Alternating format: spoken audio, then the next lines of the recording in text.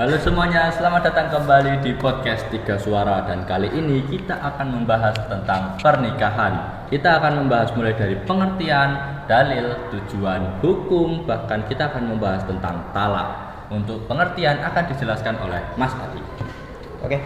Apa itu pernikahan? Pernikahan dalam istilah Islam itu adalah ikatan lahir batin antara seorang laki-laki dan perempuan untuk hidup bersama dalam suatu rumah tangga melalui akad yang dilakukan menurut aturan hukum syariat Islam yang mengakibatkan timbulnya hak dan kewajiban di antara masing-masing pihak.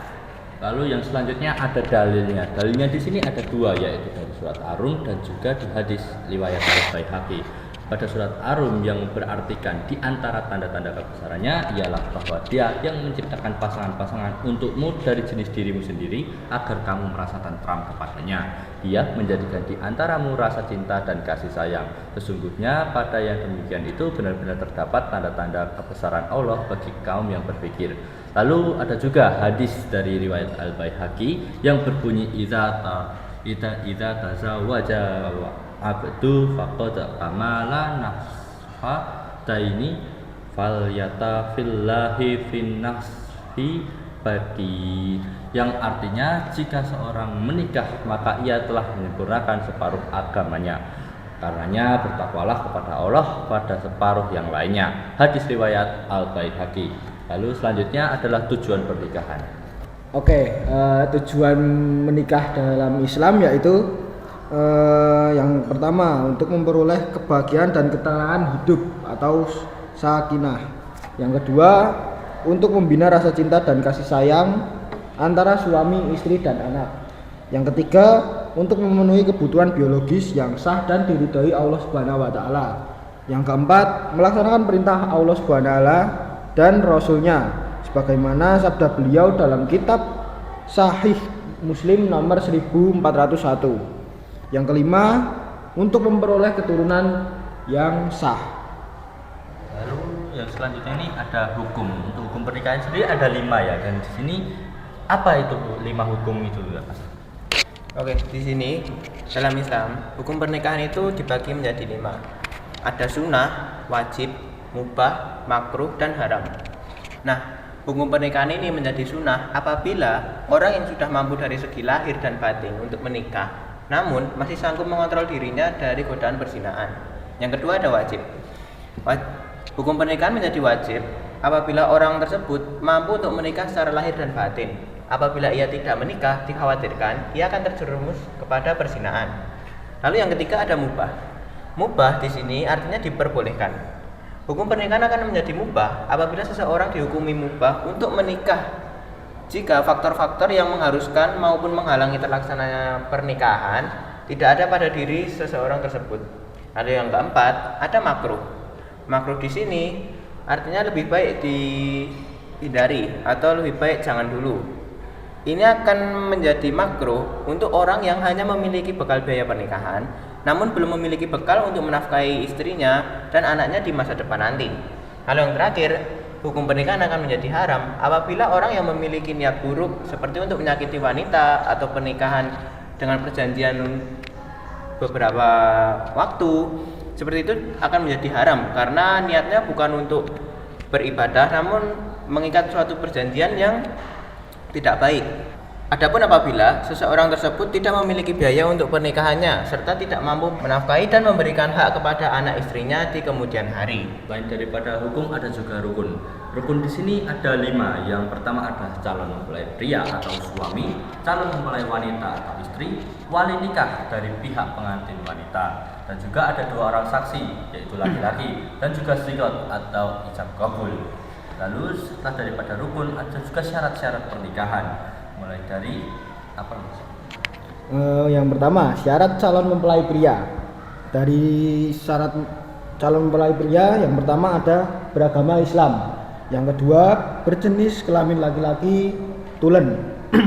Yang ketiga ada jenis identitas orangnya. Yang keempat bukan mahram dari calon istri. Yang kelima menikah atas kemauan sendiri atau tidak dipaksa. Dan yang terakhir tidak sedang dalam ihram haji atau umroh. Oke, selanjutnya ada syarat calon mempelai wanita.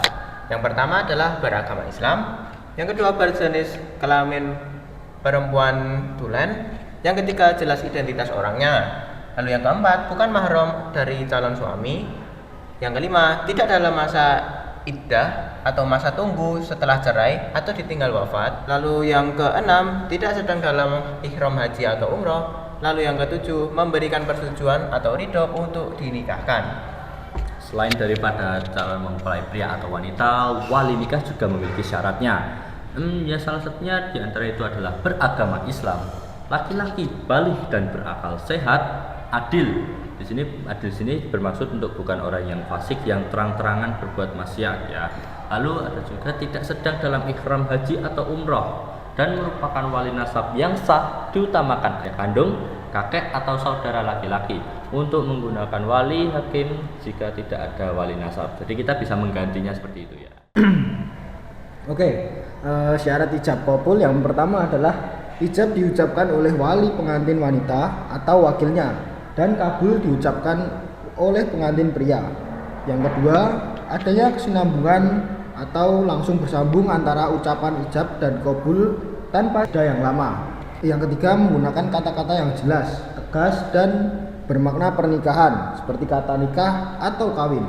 Yang keempat, tidak dibatasi oleh jangka waktu tertentu seperti nikah kontrak atau mut'ah yang dilarang.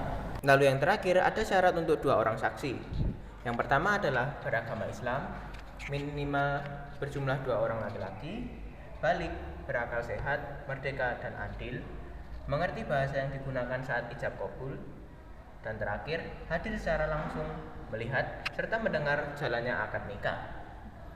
Untuk selanjutnya kita akan membahas tentang lafaz ijab qabul. Di lafaz ijab qabul sini ada versi bahasa Arab dan juga versi bahasa Indonesia. Untuk bahasa Arab di sini berlafazkan anha tuha wa wazak zawajka masbubaka bla bla bla bla binta bla bla bla bla bimahri hak bla bla bla bla ahlan. Atau ada juga yaitu qabil tunikaha wa tasbijaha bil mahril maskir. Oke, selanjutnya ada lafaz ijab qabul. Ijab di sini diucapkan oleh penghulu atau wali dari keluarga wanita yang apabila diucapkan dalam bahasa Indonesia yaitu saya nikahkan engkau dan saya kawinkan engkau dengan pinangmu atas nama binti, atas nama dengan mas kawin yang digunakan dibayar tunai. Lalu akan dijawab oleh qabulnya, saya terima nikah dan kawinnya, nama binti, nama dengan mas kawin yang telah disebutkan dibayar secara tunai. Lalu selanjutnya ada mahram nih. Di sini kita akan menjelaskan tentang mahram abadi dulu. Mahram abadi itu adalah semua orang yang haram dinikahi secara syariat. Hubungannya membuat wudu tidak batal jika bersentuhan. Nah, tiga sebab mahram abadi atau mu'abbad. Ini yang pertama, nasab, hubungan darah antara ibu, anak kandung, saudara perempuan, bibi dan keponakan. Lalu ada juga nih masyaharah atau pernikahan seperti ibu mertua, menantu, ibu tiri dan anak tiri. Ada juga yang terakhir itu rada'ah atau persusuan, yaitu ibu yang menyusui dan saudara sepersusuan. Itu juga masuk mahram ya teman-teman. Oke, selanjutnya ada mahram mu'akkad. Mahram mu'akkad atau haram sementara ialah perempuan yang haram dinikahi hanya karena ada 2 penghalang tertentu. Jika penghalang hilang, hukumnya boleh dinikahi. Contoh mahram sementara di antara lain saudara ipar, tidak boleh dimadu, tapi boleh dinikahi jika istri wafat atau cerai. Lalu yang kedua, wanita yang masih berstatus istri orang lain. Lalu yang ketiga, wanita yang sedang dalam masa iddah. Lalu yang keempat, wanita non muslim sampai ia masuk ke dalam Islam, ia tidak boleh dinikahi. Ada pernikahan yang tidak sah dalam Islam yang akan dijelaskan oleh Pak. Oke, yang pertama, pernikahan yang tidak sah dalam Islam yang pertama adalah tanpa wali dan saksi. Pernikahan yang dilakukan tanpa wali sah dari pihak perempuan dan tidak disaksikan oleh 2 orang saksi yang adil. Yang kedua, pernikahan mutah atau kawin kontrak. Pernikahan yang dibatasi oleh jangka waktu tertentu, misal 1 bulan atau 1 tahun. Yang ketiga adalah menikahi mahram. Menikahi wanita yang haram dinikahi karena hubungan darah atau menikahi hubungan darah, persusuan atau ikatan pernikahan seperti ibu mertua atau anak tiri. Dan yang selanjutnya adalah hak dan kewajiban suami istri. Tentu untuk saat menikah kita memiliki hak dan kewajiban. Pilar utamanya adalah untuk membangun keluarga yang sakinah, mawaddah, warahmah melalui keseimbangan peran dan pembagian tanggung jawab secara syariat. Hak dan kewajiban bersama antara lain yaitu saling setia, mengasuh anak bersama, dan saling mewarisi jika ada yang wafat. Lalu ada catatan juga nih, yaitu kewajiban naskah suami bisa gugur jika istri melakukan pembangkangan atau nusyuz tanpa alasan syar'i. Lalu di sini ini kan tadi adalah kewajiban bersama. Tentu ada juga kewajiban dari istri untuk hak suami dan juga kewajiban istri sebagai hak suami. Yang pertama adalah kewajiban suami untuk hak istri, yaitu nafkah lahir dan batin, menyediakan makanan, pakaian yang bagus, tempat tinggal yang layak, serta kasih sayang dan kebutuhan biologis. Lalu bimbingan untuk mendidik akhlak dan menjaga pemahaman agama istri. Lalu berperilaku baik atau perlakuan baik, yaitu saling menghormati istri dan melarang kekerasan, yaitu musyarah bil ma'ruf. Lalu ada pula kewajiban istri sebagai hak suami juga. Yang pertama adalah ketaatan atau patuh pada arahan suami selama tidak melanggar aturan agama. Lalu menjaga kehormatan, menjaga kesucian diri dan mengelola harta suami. Lalu yang terakhir adalah izin suami nih. Ini penting banget. Kita tidak boleh keluar rumah atau menerima tamu tanpa ridho dari suami. Oke, selanjutnya kita akan membahas talak dalam agama Islam. Nah, di sini saya akan membahas pengertiannya dahulu. Talak menurut Islam adalah tindakan melepaskan atau memutuskan ikatan pernikahan yang sah antara suami dan istri melalui ucapan atau pernyataan tertentu yang sesuai dengan ketentuan syariat Islam. Dalam ilmu fikih, talak dipahami sebagai berakhirnya hubungan perkawinan atas kehendak suami dengan lafaz talak atau kata-kata yang memiliki makna yang sama, sehingga hak dan kewajiban sebagai pasangan suami istri tidak lagi berlaku sesuai dengan ketentuan yang ditetapkan. Meskipun talak diperbolehkan dalam Islam sebagai jalan terakhir ketika rumah tangga tidak dapat dipertahankan, Islam menganjurkan agar perceraian dihindari dan berbagai upaya perdamaian dilakukan terlebih dahulu. Setelah pengertian ada hukum talak. Yang pertama, hukum talak dapat berbeda-beda tergantung dalam keadaannya. Yaitu yang pertama hukum talak wajib, yang kedua hukum talak sunnah, yang ketiga hukum talak mubah atau boleh, yang keempat hukum talak makruh, yang kelima ada hukum talak haram. Nah, di sini mengapa ada beberapa banyak hukum talak? Yang pertama, wajib ini akan menjadi hukum talak akan menjadi wajib jika terjadi perselisihan yang tidak dapat didamaikan lagi dan perceraian menjadi jalan terbaik. Yang kedua, sunnah ini apabila jika istri tidak menjalankan kewajiban agama atau memiliki akhlak yang buruk sehingga sulit diperbaiki. Mubah atau diperbolehkan jika ada alasan yang dibenarkan dalam perceraian yang dianggap perlu. Lalu ada makruh jika talak dilakukan tanpa alasan yang jelas dan masih memungkinkan hidup rukun, ini akan menjadi ma'ruf dan sebaiknya dihindari. Lalu akan menjadi haram apabila talak dijatuhkan dengan cara yang dilarang syariat, misalnya saat istri sedang haid atau dalam masa suci setelah berhubungan suami istri. Lalu ada macam-macam talak nih. Macam-macam talak ada 3, yaitu berdasarkan dampak hukum atau tak rujuk. Yaitu talak raji, talak 1 atau talak 2. Suami bisa langsung rujuk selama istri masih dalam masa iddah. Lalu talak ba'in subra, yaitu hubungan putus tapi boleh menikah kembali nih kapan saja, wajib dengan akad dan mahar baru. Lalu ada talak ba'in kubro, yaitu talak 3. Mantan suami dilarang menikahinya lagi kecuali jika mantan istri sudah menikah dengan orang lain lalu bercerai secara alami. Ada pula yaitu berdasarkan cara penyampaian kalimat, yaitu sahrih atau tegas, menggunakan kata yang jelas. Saya ceraikan kamu, itu contohnya ya, yaitu sah jatuh meski tanpa niat atau bercanda. Lalu kinayah atau sindiran, menggunakan kata samar, pulanglah ke orang tuamu contohnya. Ini hanya sah jika disertai dengan niat cerai. Ada pula berdasarkan kondisi istri. Yang pertama adalah sunni, talak sesuai syarat, talak sesuai syariat. Istri dalam kondisi suci dan belum digauli pada masa suci tersebut. Lalu ada bid'ai, yaitu talak yang dilarang atau dosa. Misal menalak istri saat sedang haid atau nifas, namun status hukumnya tetap jatuh sah. Yang selanjutnya ada masa iddah.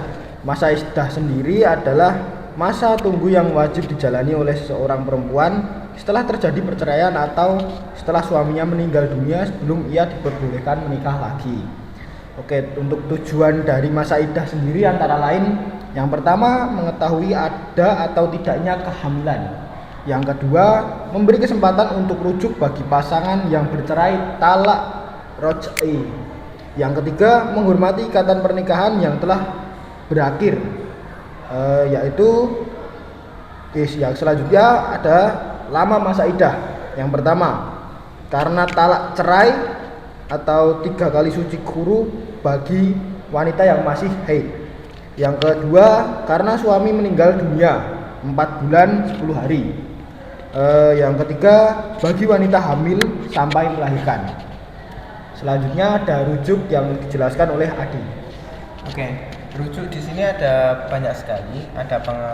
Mulai dari kita akan bahas mulai dari pengertian, dasar hukum rujuk, syarat-syarat rujuk, rukun rujuk, hingga hikmah rujuk.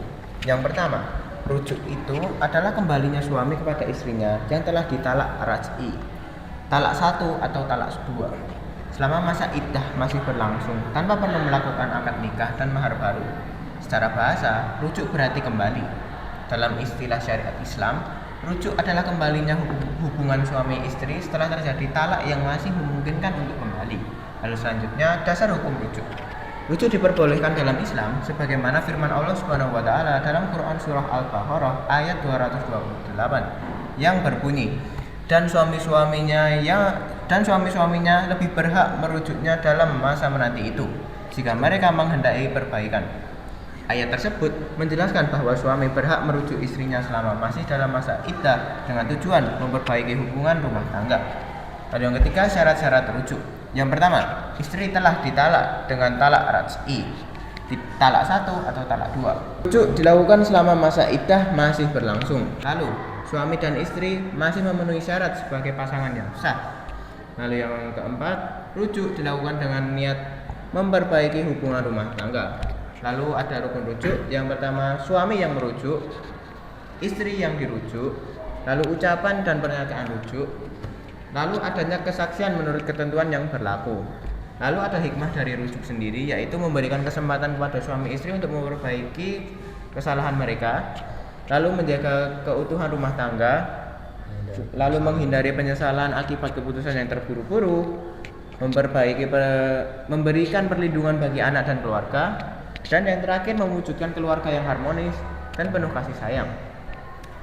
Lalu ada hikmah pernikahan dalam Islam. Tentu dalam pernikahan sendiri ada hikmahnya nih, di antara lain yaitu melaksanakan perintah Allah Subhanahu wa taala dan sunnah Rasulullah Shallallahu alaihi wasallam, lalu menjaga kehormatan diri dan perbuatan zina dan maksiat. Yang ketiga itu membentuk keluarga yang sakinah, mawaddah dan warahmah, yaitu tentram, penuh cinta dan kasih sayang, memperoleh keturunan yang sah serta melanjutkan generasi. Yang kelima, menumbuhkan rasa tanggung jawab antar suami dan istri.